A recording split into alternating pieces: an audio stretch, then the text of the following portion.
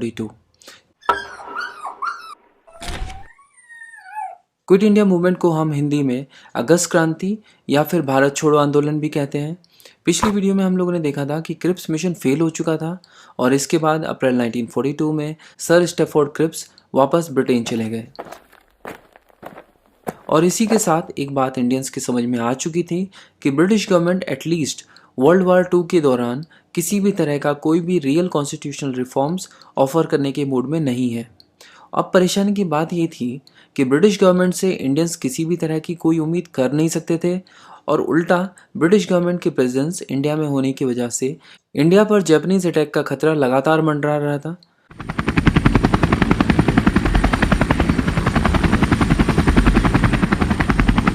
बात यह है कि अगर जापान इंडिया पर अटैक करता है तो ब्रिटिश गवर्नमेंट के साथ साथ इंडिया के लोगों को भी नुकसान होगा और जापान का इंडिया पर अटैक करने का एक ही रीज़न था और वो ये कि जापान और ब्रिटेन वर्ल्ड वार 2 में आमने सामने थे।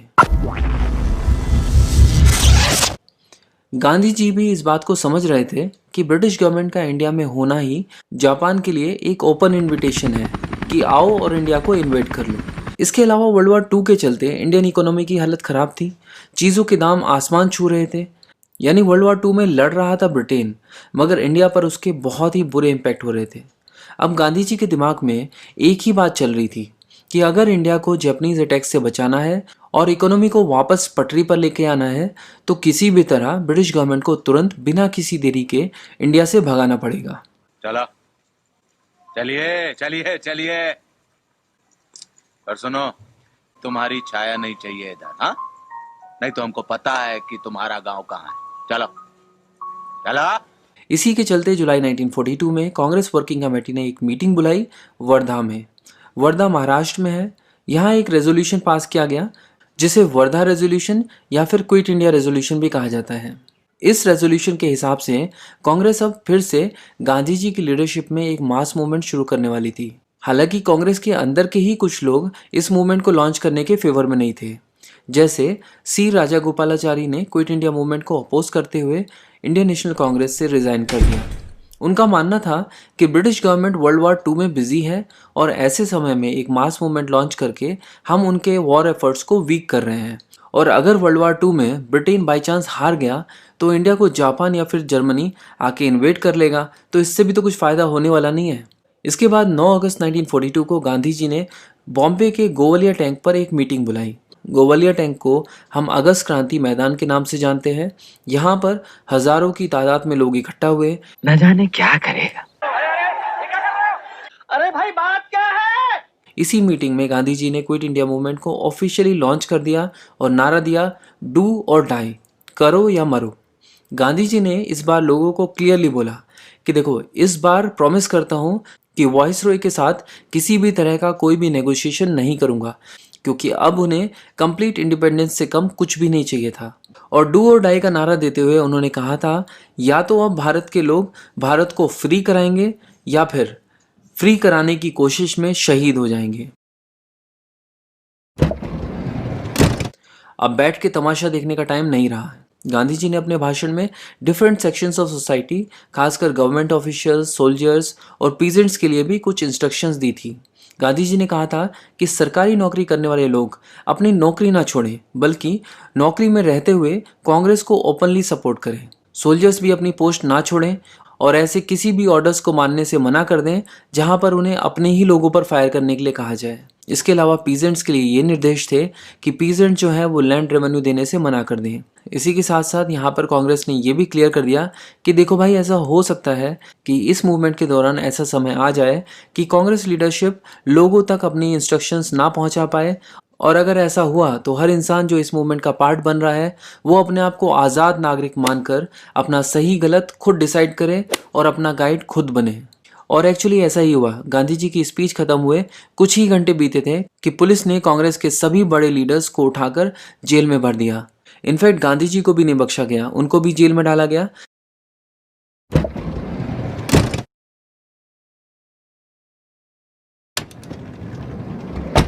हालांकि उन्हें नजरबंद किया गया था आगा खान पैलेस में। प्रेस को बैन कर दिया गया था, उस पर ताले लगा दिए गए थे। गांधी जी के दोनों अखबार हरिजन और नेशनल हेराल्ड को पूरे मूवमेंट के दौरान बंद रखा गया था, जबकि दूसरे अखबारों के पब्लिकेशन कुछ समय के बाद अलाउ कर दिए गए थे। मूवमेंट शुरू होने के पहले 6-7 वीक्स तो पूरे उफान पर था। पूरे देश से लोग इससे जुड़ते जा रहे थे। बड़े लीडर्स तो सब जेल में थे, तो लोगों को संभालने वाला कोई था नहीं। इसीलिए क्विट इंडिया मूवमेंट में काफ़ी ज़्यादा वॉयलेंस भी हुआ।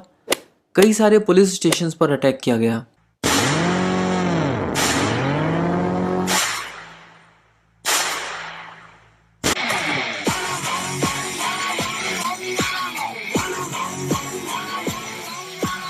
Post offices, courts, railway station और दूसरी गवर्नमेंट बिल्डिंग्स पर भी अटैक किया गया।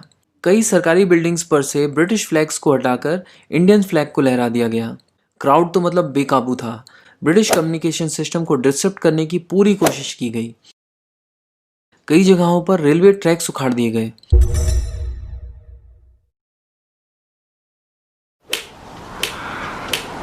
ब्रिजेस तोड़ दिए गए।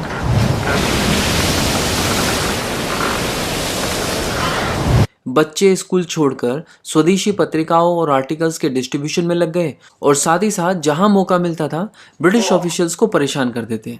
ऐसे में खबर आई कि कई जगहों पर पैरेलल गवर्नमेंट एस्टेब्लिश हो गई है। इन जगहों पर एक्चुअली में आंदोलनकर्ताओं ने अपने अपने लोकल एरियाज को कुछ समय के लिए ही सही बट आज़ाद करा लिया था। हमारी जो सोच है, हमारे जो विचार है, वो हमारा प्रजातांत्रिक अधिकार है, लेकिन अंत में सही वो होता है जो समाज के लिए, जनता के लिए सही हो। जैसे बिहार के तिरहुत डिवीजन से पूरी गवर्नमेंट अथॉरिटी गायब हो गई थी ऑलमोस्ट 2 हफ्तों के लिए। इसके अलावा बिहार के 10 नॉर्थ एंड सेंट्रल डिस्ट्रिक्ट्स के ऑलमोस्ट 80% पुलिस स्टेशंस को आंदोलनकर्ताओं ने कुछ टाइम के लिए पूरी तरह से खाली करवा लिया था। महाराष्ट्र का सतारा तो बहुत लंबे समय के लिए ब्रिटिश गवर्नमेंट से आज़ाद रहा। इसी तरह बंगाल के मिंडापुर डिस्ट्रिक्ट में दिसंबर 1942 में जातीय सरकार बना दी गई, जो कि सितंबर 1944 तक एग्जिस्ट रही। तो ये भी एक बहुत लंबे समय के लिए पैरेलल गवर्नमेंट यहाँ पे देखने को मिली। इसी तरह के केसेस यूपी के बलिया में भी देखने को मिले। कर्नाटका में भी टेलीग्राफ लाइंस को कट करने के अराउंड 1600 इंसिडेंट सामने आए। इसके अलावा रेलवे स्टेशन और पुलिस ऑफिसेज पर अटैक हुए और टेलीफोन लाइंस को भी जला दिया गया। ओवरऑल देखा जाए तो पूरे देश में ब्रिटिश कम्युनिकेशन सिस्टम को ब्रेक कर दिया गया था। बट इसके बाद जो गवर्नमेंट ने हालत की वो तो देखने वाली थी।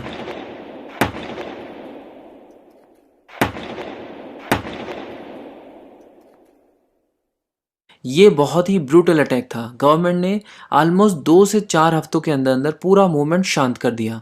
1942 दिसंबर तक अराउंड 1 लाख लोग अरेस्ट किए जा चुके थे।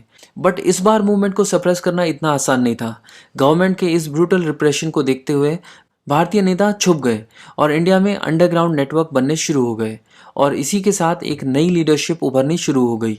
देश को अच्युत पटवर्धन, अरुणा आसिफ अली, राम मनोहर लोहिया, सुचेता कृपलानी, बीजू पटनायक, जयप्रकाश नारायण जैसे नेता देखने को मिले। इस अंडरग्राउंड एक्टिविटी में इन्वॉल्व नेताओं को देश के कुछ बड़े बिजनेसमैन भी सपोर्ट कर रहे थे।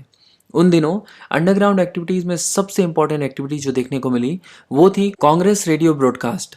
इसको चलाया था उषा मेहता ने, जिन्हें उषा बहन भी बोला जाता है। इनकी मदद की थी ननका मोटवानी ने। ये एक्चुअली अमेरिका के शिकागो रेडियो के ओनर थे। इन्होंने इंडिया में अंडरग्राउंड रेडियो सेटअप करने में उषा मेहता जी की बहुत मदद की। ये ब्रॉडकास्ट बॉम्बे सिटी की अलग अलग लोकेशन से किया जा रहा था और इस रेडियो ब्रॉडकास्ट की फ्रीक्वेंसी मद्रास तक कैच होती थी। राम मनोहर लोहिया, पुरुषोत्तम दास, त्रिकम दास जैसे लीडर्स ने इस रेडियो स्टेशन से अपनी स्पीचेस के जरिए लोगों तक नेशनलिज्म की फीलिंग पहुंचा रहे थे। हालांकि नवंबर 1942 में ब्रिटिश गवर्नमेंट ने फाइनली इस रेडियो स्टेशन को खोज निकाला।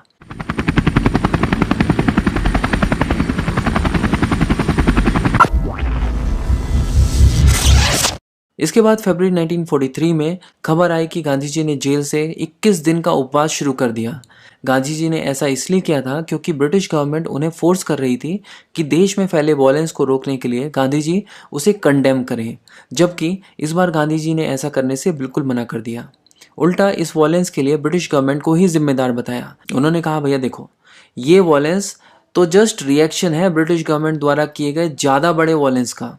इसके बाद गांधी जी ने ब्रिटिश गवर्नमेंट द्वारा किए गए वॉयलेंस के अगेंस्ट में प्रोटेस्ट किया और जेल से 21 दिन का उपवास शुरू कर दिया। इस खबर ने जैसे मूवमेंट को एक नई एनर्जी दे दी।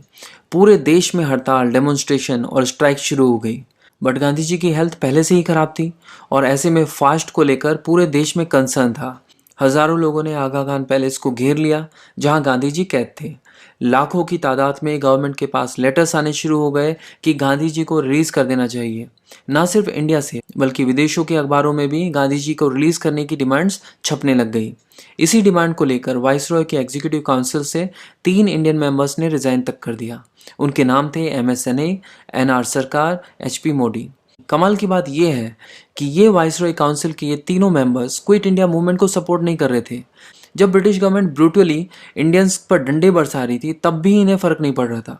बट अब जब इन्हें पता चला कि गांधी जी की तबीयत खराब है और वो फास्ट कर रहे हैं तो इन्हें डर था कि ऐसा ना हो कि गांधी जी को कुछ हो जाए, तो इस पाप में ये ब्रिटिश गवर्नमेंट के साझेदार नहीं बनना चाहते थे। एनीवेज, ब्रिटिश गवर्नमेंट को अभी भी कुछ फर्क नहीं पड़ रहा था और अब गांधी जी की तबीयत ज़्यादा ही खराब हो गई। इसीलिए 6 मई 1944 को गांधी जी को जेल से रिलीज कर दिया गया ताकि गांधी जी का ठीक से इलाज हो पाए।